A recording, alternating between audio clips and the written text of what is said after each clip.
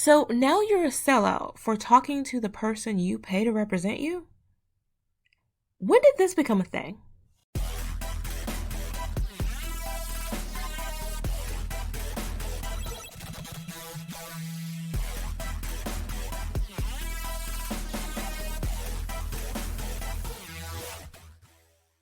Hey guys, welcome back. So you've all seen by now the fallout from Ice Cube's decision to meet with the Trump campaign.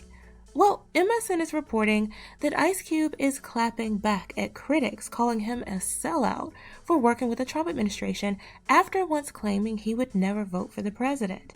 The rapper found himself in the middle of a political battle over the past few days due to his Contract with Black America initiative, which includes, among other things, a list of issues he feels are affecting Black Americans.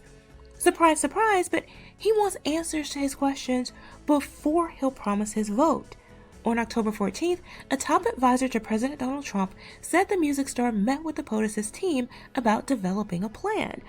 That has enraged many of his fans, but Ice clearly doesn't care.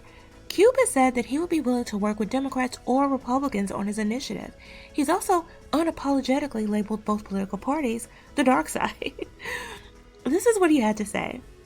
Every side is the dark side for us here in America. They're all the same until something changes.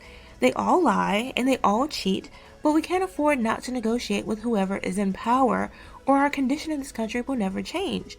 Our justice is bipartisan.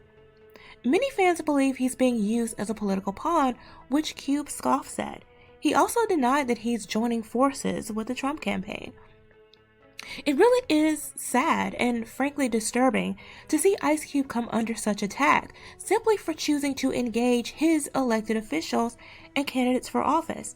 Time and time again, election after election, Black people in particular are told to wait, to sit down, to stay silent, and vote as you're told, because now's not the time. Only the time never seems to come. Each election is always a life or death decision that can't wait for issues important for us to be debated. Or worse yet, Black people are warned never, never to engage with the right, the other half of our two-party political system, because they can't be trusted, while at the same time acknowledging how often the Black community is completely taken for granted or stabbed in the back by the left. Do you think there's a risk that not just Joe Biden, but the Democratic Party in general just takes for granted that, well, the black people are with us, so we don't really have to give them anything else. They're going to vote for us regardless. Look, they voted for Joe Biden in overwhelming numbers, 6 in 10 Black voters, particularly in southern states. They all voted for Joe Biden. We don't need to offer anything more. Do you worry that that is the attitude that Democrats are taking toward the Black community? I mean, I know that's the attitude, you know. I mean, that's why I don't even care about the words and the lip service. And when you have Black people who have the nerve, the audacity, the unmitigated gall to act like citizens and demand something of our votes, it's a problem. Like it's like you got, whites telling us to stay in our place, and you got Black people saying, oh, stop, now is not the time. You're going to get Trump reelected. It has to come to a point where we stop putting the burden on Black voters to show up for Democrats and start putting the burden on Democrats to show up for Black voters. Every other group in this country can be bipartisan, and every other group can swing vote. Every other group can demand politicians compete for their votes, but Black people alone are expected to be reliable blocks for Democrats, without expectations, without results.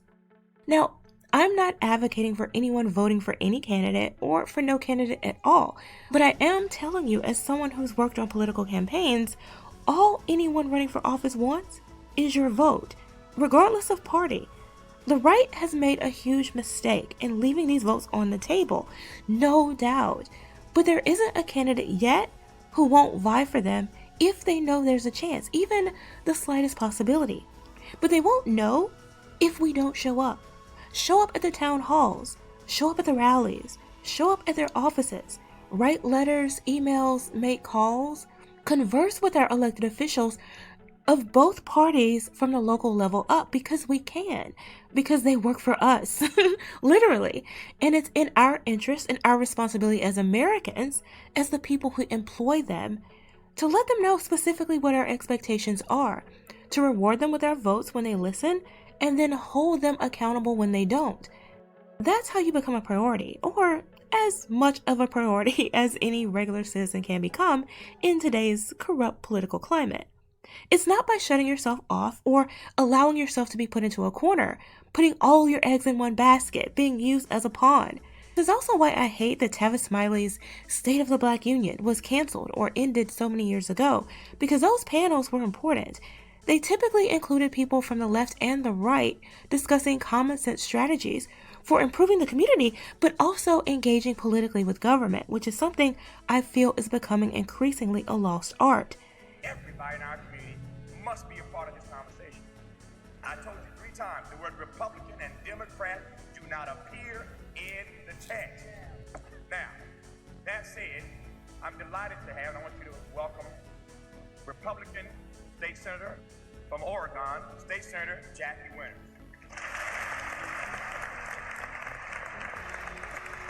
And I don't always agree with Ice Cube, probably seldom, but I completely support his approach here. This is what we should be doing. All Americans, white, black, you name it. Don't be afraid to meet with anyone you pay to represent you. And if anyone tells you otherwise, they're not helping. But hey, those are my thoughts. Let me know what you guys think.